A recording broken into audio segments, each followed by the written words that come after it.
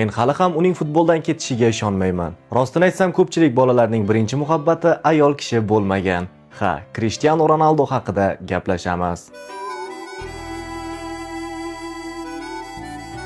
Mening birinchi muhabbatim meni televizor qarshisiga o'tirib, uning porlashini kutishga majbur qilardi. Hamma yutqazdi deya turgan paytda mas'uliyatni o'z zimmasiga olishini ko'rish uchun. U menga shuni o'rgatdi: odamlar men haqimda qanday o'ylashi muhim emas. Agar qattiq mehnat qilib borimni bersam, yengilmas bo'lishim mumkin ekanligini. Bilmadim, buni payqaganmisiz yoki yo'q, lekin Ronaldoning muhabbati Manchester United, Real Madrid yoki Sporting ham bo'lmagan. Ronaldoning eng katta muhabbati har doim Portugaliya bo'lgan. O'z mamlakatini cho'qqiga olib chiqa olmagani uchun chekkan iztiroblari tufayli butun dunyoga shuni ko'rsatadiki, robot deb atalgan inson ham yig'lay oladi. O'zini hissiz, kibrli qilib ko'rsatadigan o'sha tana Portugaliya libosini kiygan zahoti butunlay parchalanadi. Nega Cristiano Ronaldo o'zini shunchaki Portugaliya futbolchisi deb hisoblamaydi? Chunki Portugaliya uchun u murabbiy, Portugaliya uchun u muxlis, Portugaliya uchun u sof muhabbat ramzi. Albatta, u allaqachon o'z vazifasini bajardi.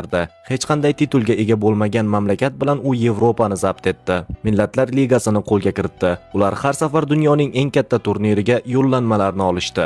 Hatto jamoadoshlari yetarlicha yordam bera olmagan paytlarda ham Cristiano 11 barobar ko'proq yugurardi, aynan ularning o'rnini to'ldirish uchun. Lekin Cristiano, sen buni qanchalik inkor qilmasang, mundialni yutishni butun dunyodagi insonlardan ham ko'proq istaysan. Futbolni deyarli nolga tushirib, hamma narsani yutgan inson ham hayotdagi eng buyuk kunni hali yashab ko'rmaganini his qiladi. Oq libosda Cristiano Qatardagi maydonlarni ko'z yosh bilan tark etganida go'yo mundialda hech qachon yuta olmasligini his qilgandek edi. Ammo endi haqiqiy yakuniy lahzalarga yaqinlashmoqdamiz. Cristiano Ronaldo balki kelasi yil faoliyatini yakunlashini aytar. Portugaliya esa uning dunyo sahnasidagi so'nggi jangi uchun rasmiy liboslarini taqdim etdi. Va bir tasavvur qilib ko'ring, 1000-chi gol aynan jahon chempionatida urilsa, nima bo'lardi? Bu tarixda birinchi marta yer o'z o'qida aylanishni to'xtatgandek bo'lardi va uning aks sadosi butun koinotga yangrardi.